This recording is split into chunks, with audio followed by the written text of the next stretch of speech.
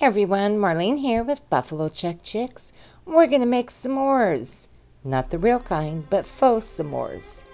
And these are the materials you need. From the Crafter's Square, adhesive cork board. These are all from the Dollar Tree. Now, I found these Lego Make-It blocks also at Dollar Tree in the toy section. And the Model Magic clay by Crayola, also in the toy section. And that dries to touch in a couple of hours, just to air. Now this puffy paint is brown, and I found that at Walmart. It was $1 something. And then I have two shades of brown, a dark brown and a light brown. I'm not sure which one I'm going to use. This is such a cute project, and I plan on doing a 3-tiered tray with my marshmallow people and s'mores for fall. You'll need a little paintbrush, and of course, your hot glue gun, a couple glue sticks, a pair of scissors.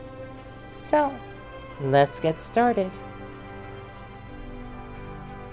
So first of all, this package, I thought it would be really easy to cut with scissors.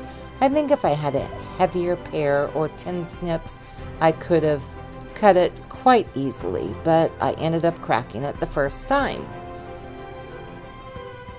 And if you don't have this in brown, this is brown, I got lucky. You could buy any of them, green, red, yellow, whatever, and just paint it, or you could use a thin piece of wood.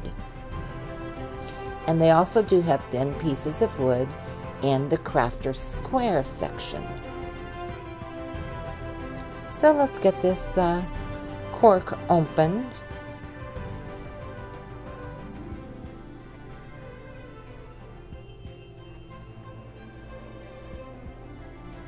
So it has adhesive on the back, and the reason I'm going to fold it over is because it's quite thin. So if you double it, it's about the width of a graham cracker. And it looks so much like a graham cracker, doesn't it? So there's the adhesive backing, pretty easy to peel off.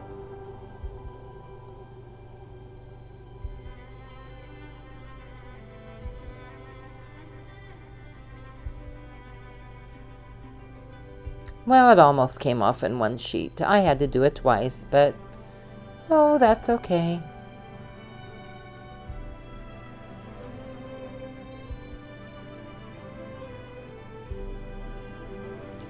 So I'm going to fold it in half, and it sticks to each other quite easily.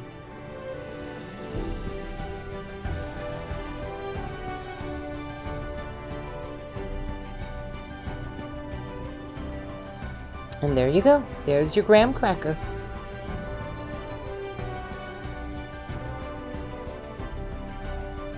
So now I'm going to figure out how much of that, like the Lego block board to cut. So I'm just eyeballing it. I'm going to do it like, you know, a piece of Hershey's chocolate candy bar.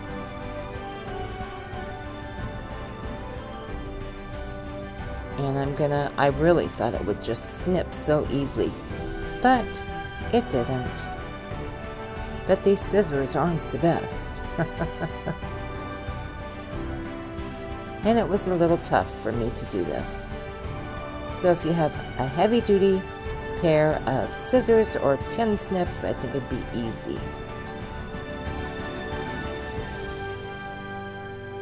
Come on, Marlene, put some muscle in that. And then I thought I would snap it. Maybe if it was scored first, it would snap. Whoops, that's what happened. But that's okay. I'm only going to make a half a s'more. That's how we do it anyways. We just break the graham cracker in half.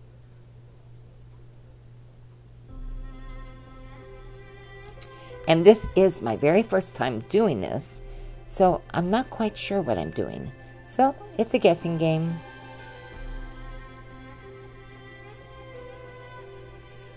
But I think a 3-tier tray with my little marshmallow people and s'mores all in it, and like hot cocoa mugs, Maybe a gingerbread mug would be so cute for the holidays.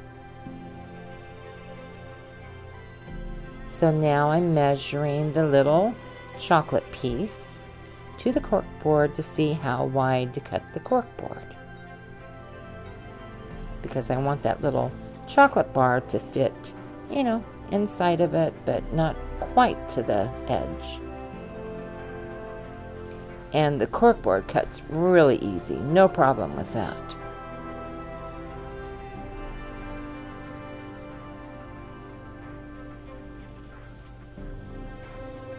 Now you notice, for some reason, I have my camera turned around backwards right now. I don't know how that happened.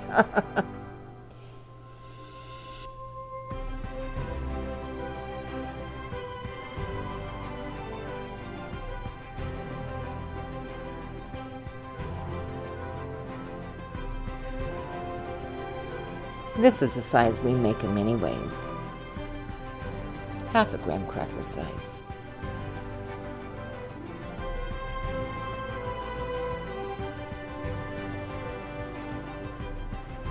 So the little chocolate piece fits perfectly in there. Doesn't that look like a s'more? How cute is that? I love this. I gotta get my grandkids over here to help me make some more of these. I think it's adorable.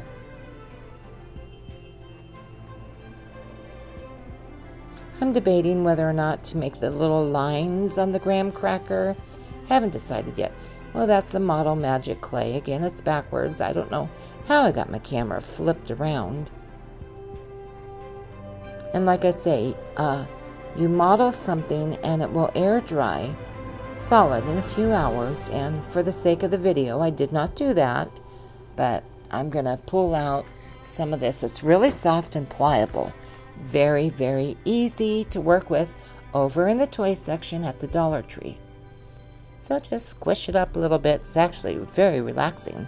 I should sit there all day and just squish it. Remember those squishy balls? I think they called them stress balls.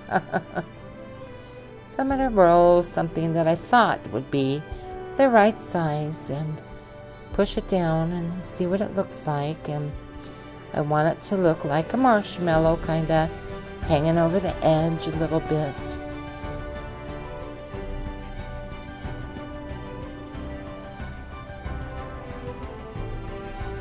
And you can mold it any way you want, just so it looks like it's partially melted over your chocolate.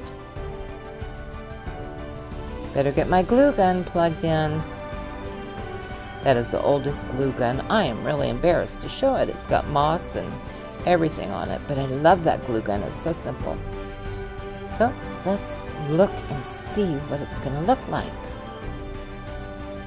Yep, it looks like a s'more, but I want my marshmallow to be a little bit bigger, so I'm going to add a little bit more because I want the marshmallow to hang over the chocolate a little bit.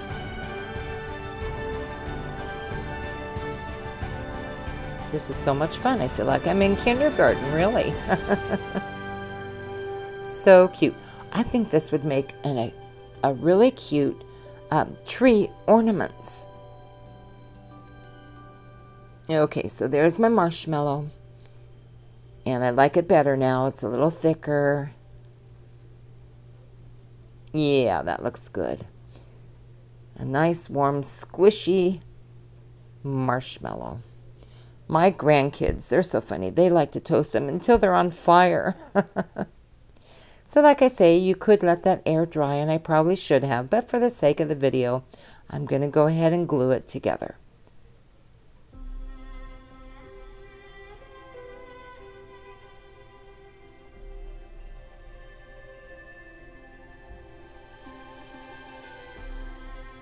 And just shape it a little bit.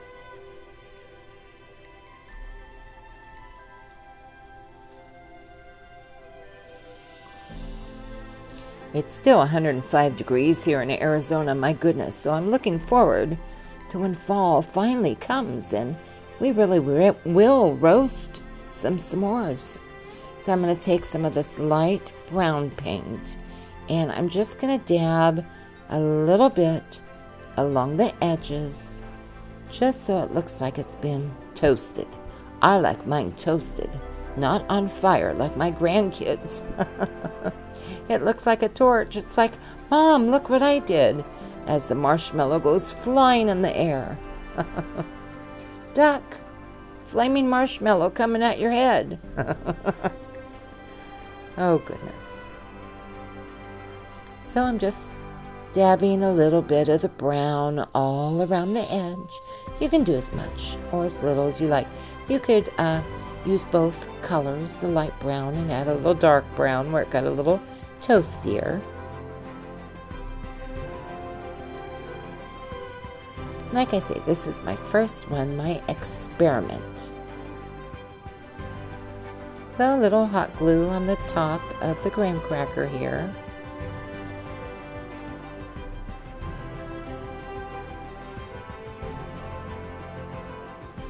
I'm going to trick my grandkids and set some on the counter, and I bet they'll come over and think it's real. Nana, can I have one? Sure can. No, I wouldn't do that, really. Okay, so there it is, together. Oh, that looks so realistic. But, okay, I guess I'm going to add a little more dab of light brown. Got to get it a little more toasty looking. There I go.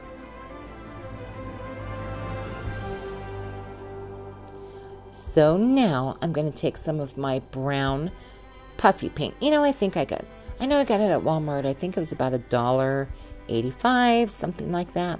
Gonna shake it down, and I'm just gonna squirt some out along the edge because I want my chocolate to look like it's partially been melted. And I love this puffy paint because it looks so real. Doesn't that look like ooey gooey chocolate?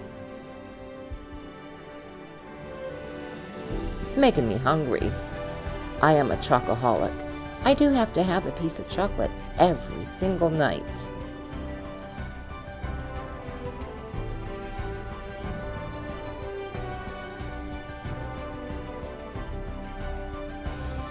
And there it is, ooey gooey chocolate, toasted marshmallow, and graham crackers. It's the best.